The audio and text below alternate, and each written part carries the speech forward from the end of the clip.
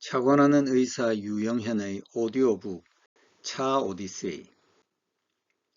차 오디세이 8번째. 색, 보는 즐거움. 색은 물체에 닿은 빛이 반사하는 정도를 우리 눈이 받아들여 뇌에서 인지해낸 것이다. 그러나 색은 광학현상 이상의 개념이다. 색은 인간 뇌를 자극하고 인간의 의식과 연결되어 있다. 색은 인간 개인의 경험과도 연결되어 있어 모든 색깔은 각 개인에게서 독자적인 의미를 가진다. 따라서 각 개인에게서 색으로 자극받는 내용은 동일하지 않다. 우리 인간의 색 선호도는 개인마다 다르다. 차도 색을 가진다. 나무에 매달려 녹색빛 광채를 내던 찻잎은 차를 만드는 과정에 따라 다른 색으로 변한다. 차를 우린 물의 색도 다양하다. 찻잎의 색, 수색의 색이 사람마다 즐기는 차를 달리 선택하는 이유도 된다. 자연상태 찻잎의 색이 녹색이니 기본적인 차의 색은 녹색이다. 찻잎색에 가장 근접한 수색을 가진 차가 녹차, 그린티이다. 그러나 녹차라 불리는 차종 속에서도 차의 색은 단순하지 않아 재미있다. 각각의 수색을 밝고 투명한 연한 녹색, 옅은 황색을 띠는 녹색, 황록색, 비취색 혹은 살구색 등으로 묘사한다. 우리 녹차의 수색은 연녹색이다. 녹차가 종교적 수련에 동행하였고 동양적 인격 성장에 기여한 것은 녹차의 색 초록이 자연적인 색이라는 점과 관계 있을 것이다. 홍차는 수색이 홍색이라 극동 3국에서 부르는 차 이름이다. 주황색에서 주홍색 수색을 가진다. 이 차는 중국에서 기원하였으나 서양인들이 주로 즐기는 차이다. 이 차가 서양으로 건너갈 때 서양인들은 수색에 기준하지 않고 찻잎이 검다고 블랙티라고 칭하였다.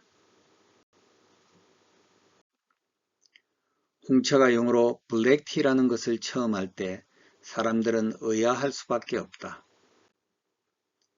찻잎이 진한 갈색 정도이지 완전히 검은색도 아니기 때문이다. 홍차의 붉은색은 지난 수세기 동안 서양인들의 눈을 즐겁게 하였다. 붉은색은 사랑과 열정을 의미한다.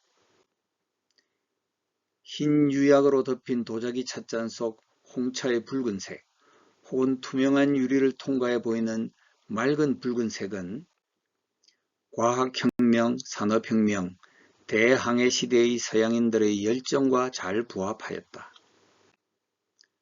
그러나 붉은색은 욕망, 증오와 위험을 의미하기도 한다. 이 붉은색에 대한 탐닉은 제국주의의 탐욕을 부추겨 아편전쟁에까지 이르렀다. 흑차는 수색으로 붙여진 이름이 아니다. 차 분류에서는 미생물 발효 과정을 거쳐 제조되는 차를 흑차라 부른다.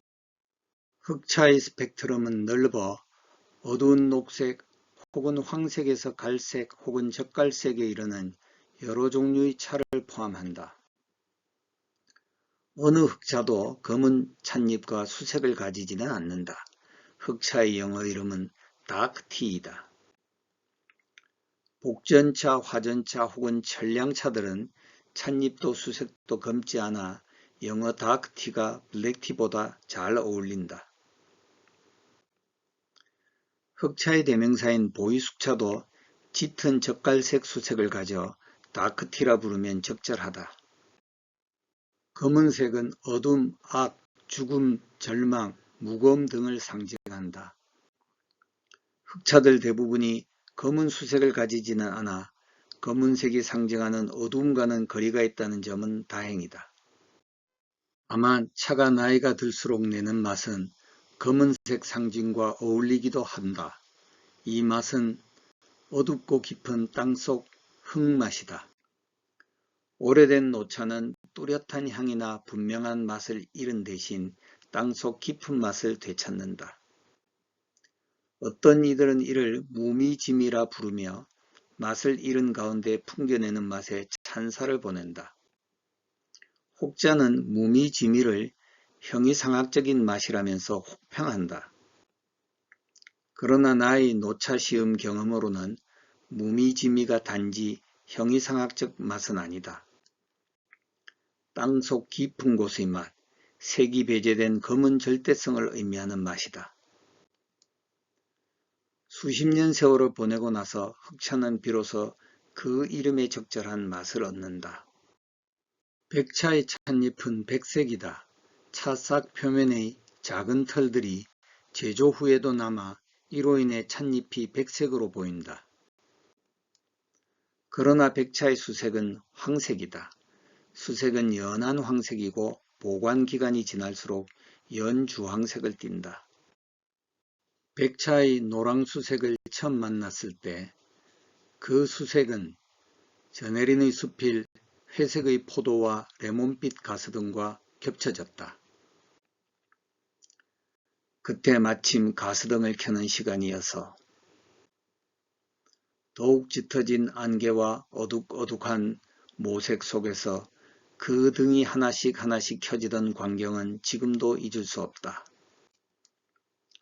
짙은 잿빛 베일을 뚫고 엷게 비치던 레몬색 불빛은 언제까지나 내 마음속에 남아있다.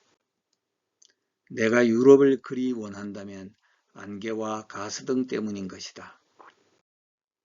동시대 한국인에게 생소하던 유럽 유학 후 귀국하여 1965년 자살로 이 세상을 떠난 전혜린. 그녀는 단지 10여 편의 소설 번역과 몇 편의 자작시와 수필로는 설명할 수 없는 큰 영향을 한국인들에게 끼쳤다. 누구 표현대로 불에 댄 것과 같은 강렬한 화인을 뇌에 남겼다. 멀기만 했던 유럽에 대한 동경도 전혜린 신드롬에 한몫하였다. 내게도 뮌헨, 레몬, 가스 등은 아득히 먼 나라에 대한 부러움의 일부였다.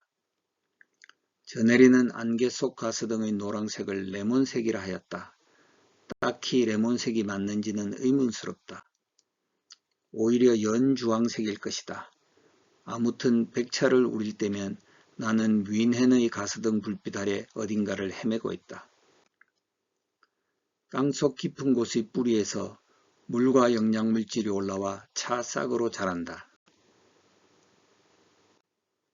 싹은 잎이 되고 잎은 체엽되고 가공되어서 차가 된다. 그리고 차인들에게 전달되어 자신의 모든 것 내어주고 다시 땅으로 돌아간다. 그렇게 이어지는 순환 동안 차는 차인의 시각으로 인식되어 즐거움을 준다. 뿐만 아니라 그 색은 우리 기억의 한 귀퉁이에 자리잡아 추억과 사색을 준다. 차는 일생 색으로 존재한다. 차인들에게 차는 색으로 기억된다.